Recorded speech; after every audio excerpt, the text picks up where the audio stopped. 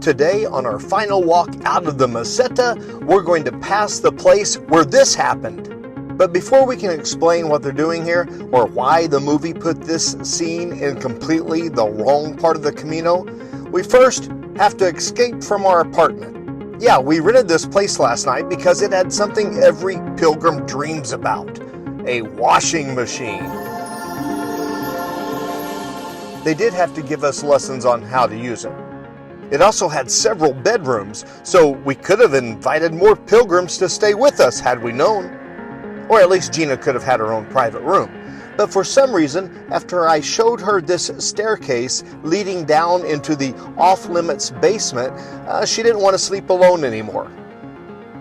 Yeah, I'm not going to look much closer. Probably a wise decision. Other than whatever my twisted imagination believed was living beneath us, everything about this place was incredibly awesome. You know somebody has gone the extra mile when they even decorate the toilet paper. Today we'll explore the old walls of Mansilla and hear about 7 pilgrims who were arrested for wearing shorts. Yeah, you might want to be careful. And finally we will leave the Meseta behind us as we walk into León. But before we get there, Mansilla has some strange stories to tell.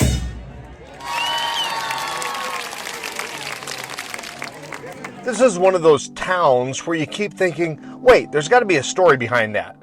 Thankfully, many of the historic sites have QR codes that let you find out a little bit more. Like this first city door and wall that you enter through on the Camino, which is called the Door of St. James, because that's the doorway that has greeted pilgrims on the Camino Francés for nearly 1,000 years now. In the 12th century, your first step into this doorway was your first step into the Kingdom of León. There used to be an arch that connected these walls, but that disappeared a long time ago. But the walls remain. In fact, about 75% of Mansilla's medieval walls are still standing today, and in some places, they're nearly 10 feet thick. These weren't built just to make the town look impressive. Towers like this allowed defenders to keep watch over one of the busiest towns on the Camino. Looking out from up here, it's easy to imagine generations of pilgrims and merchants and mule traders and soldiers all arriving through these same gates. And speaking of mule traders, that's actually where the town gets its name. Mansilla de las Mulas literally means Mansilla of the Mules. For centuries, this was one of the region's largest mule markets, supplying the animals that kept people and goods and commerce moving across northern Spain. In many ways, mules kept the Camino running. They carried supplies and transported travelers and even pulled carts that served as ambulances for sick or injured pilgrims. Today, it's a peaceful little town before León. But one of the strangest Camino stories happened right here. In 1974, there were 7 thirsty pilgrims that walked into a local bar after a long day's walk. Instead of ordering a drink, they found themselves under arrest. Their crime?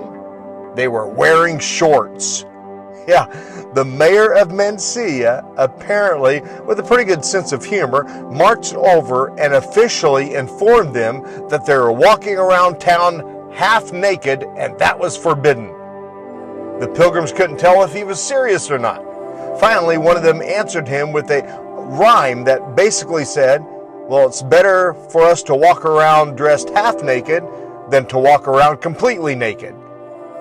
And just like that, the tension disappeared and the wine started flowing. With that crisis behind them, they could continue their Camino the next day. Now, fortunately, no one stopped us for wearing shorts. But judging by the number of cats that we found, it felt like all the felines of Mansilla had come to tell us goodbye. If we had known that there were this many cats there, we probably would have packed some antihistamines. Benadryl. Poor man's Ambien. Yeah, that's what I need right now. There were cats everywhere, even up on the roof. I didn't even see those. Everywhere. Sometimes it's hard to find bacon and eggs, but hey, we have lunch at breakfast time today. We're gonna give it a try. I knew that bacon was close. I could smell it, but they were not serving any yet. Leaving Mansilla, we cross the beautiful Esla River, and then we get one last look at that remaining Roman wall on the right-hand side, and then it's time to find our Camino walking pace. Whatever pace that it has to be. Gina, slow down. Speed trap. Speed trap.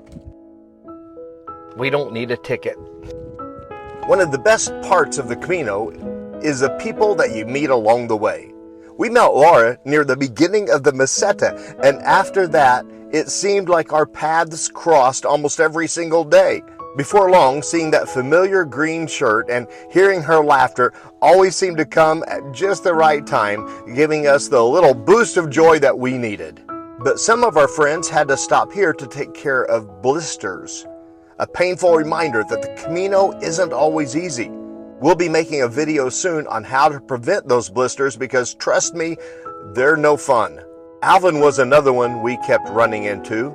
He'd get up long before sunrise and walk so fast that he'd reach the next town hours ahead of anyone else and have coffee and then turn around and walk back to catch up with his group. Fortunately, good company has a way of making even the tough days a little easier, even if the company happens to be furry. Can I pet you? Right before the Rio Porma, or the Porma River, we found this. One thing I've learned on the Camino is that if you don't understand a piece of art, you just kind of nod your head like you do understand it, and you keep on walking. They were actually installed when the pedestrian bridge over the river was built to keep us pilgrims off of that dangerous highway bridge that you see up there. Sure is peaceful on that new bridge.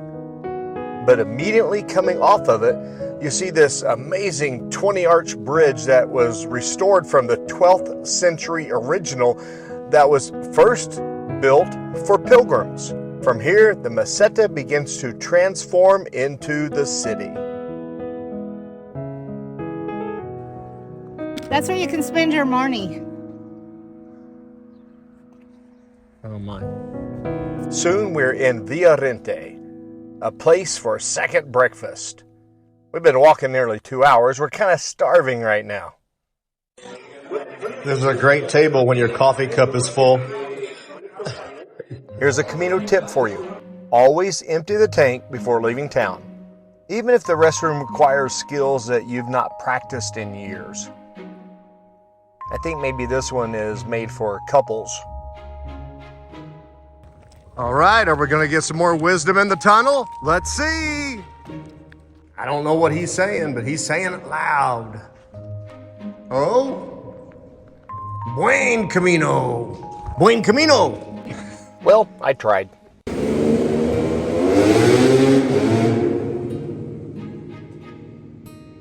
Calm, if you think that excitation is necessary, you misunderstood. I don't know what that means. Those that travel by foot not only see, but feel the pulse of the earth. Oh, I think I understood that one. Maybe that's why so many people come back to walk the Camino again. Oh, this is great. That's great.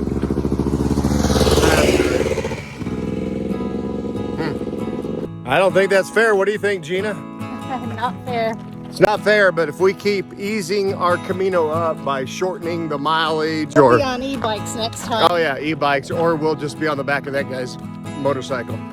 Nice. Not everyone walks the Camino. Some people rent bikes in Burgos and return them in León. If you decide to bike this section, do us walkers one big favor. Ring that bell like you really mean it. Trust me, we don't hear nearly as well as you think that we do. Those bikes can really sneak up on you. The town's name literally means Valley of the Fountain. Apparently this fountain didn't get the memo. It says you can't drink it. But that fountain over there, you can drink from that one. Good thing.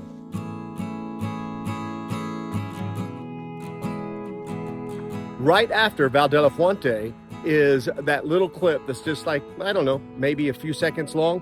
One guy's carrying a cross, two others are with him in robes, and one of them has a flagellum and whipping himself in the back, opening up his skin. It's right after this little village. So if you actually see that sign saying leaving Val de la Fuente, then you'll keep going straight for just a little bit and then take a right for a couple blocks, and that'll be the location. I will have the actual location at the bottom of the video, maybe right here on this little clip. One thing to note, if you're following the yellow arrows or the Buen Camino app, you'll actually bypass this filming location. It's right over there. Gron's, Camino Ninja, and Wise Pilgrim all take you right past it. We found that out the hard way. We are the blue dot here, and here's the filming location. But we're gonna go backwards on the Camino just to find this location. And here it is. They're walking on the Camino, headed this way. Then they shoot from over their shoulder. They now have arrows on the stop sign pointing the way. And they removed the blue Camino sign that they'd placed there for the movie. But here's that location, just a few seconds in the film, but it's kind of cool to be here, to stand here. And right down there is where the Camino is running. So my wife's ready to walk, so I gotta go. I love, love, love the movie. So much so that, like in the movie, when I die, I want my remains spread throughout the Camino. But I don't want to be cremated. So, figure that one out.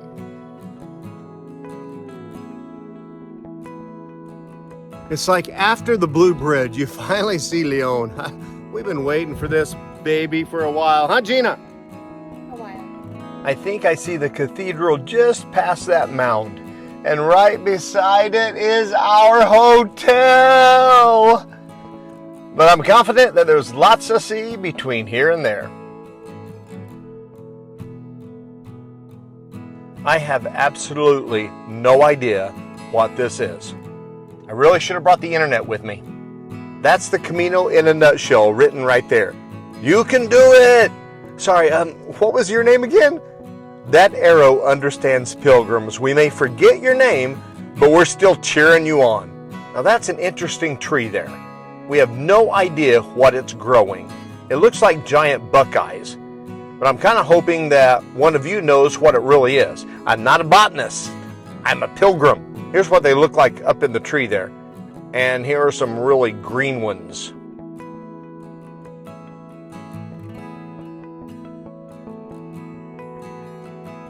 About 30 minutes after passing the Puente Castro sign, you'll arrive at the Rio Torrio, and you'll come to this really impressive bridge.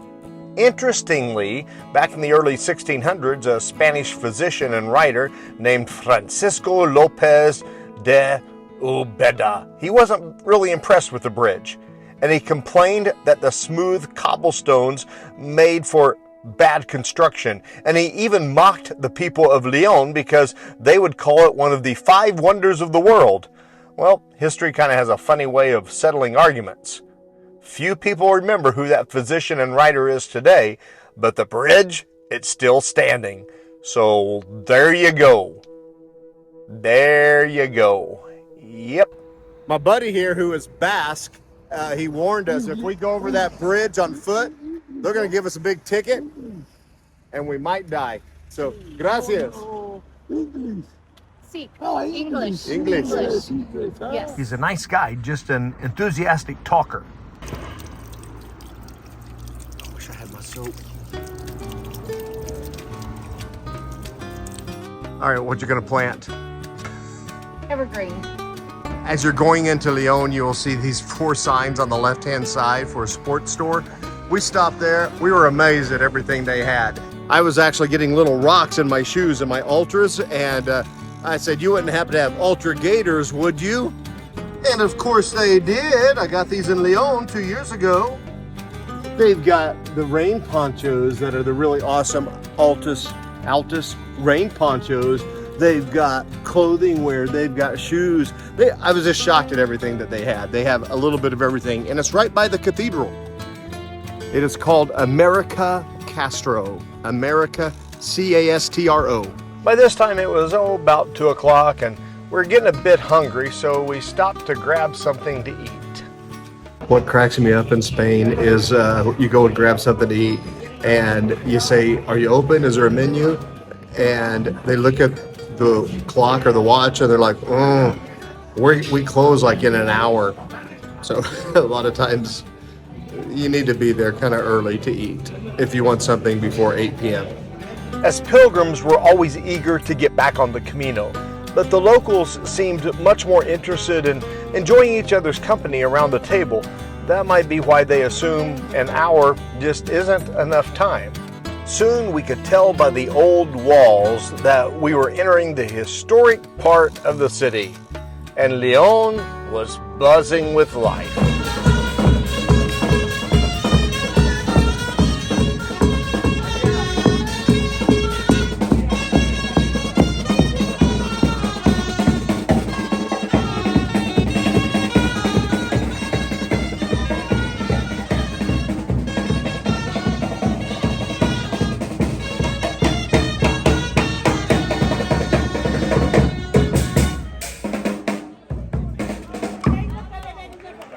We finally arrived.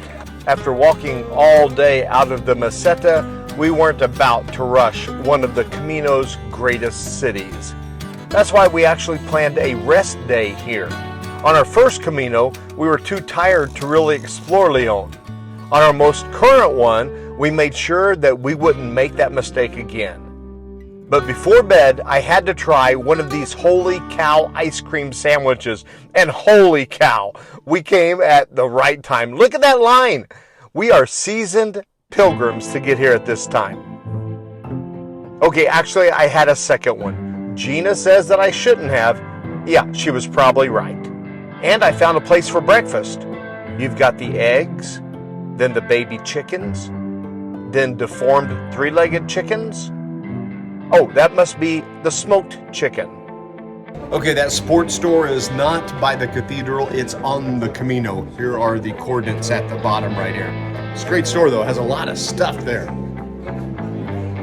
If you get the chance, come back to see the cathedral after dark because it's absolutely stunning.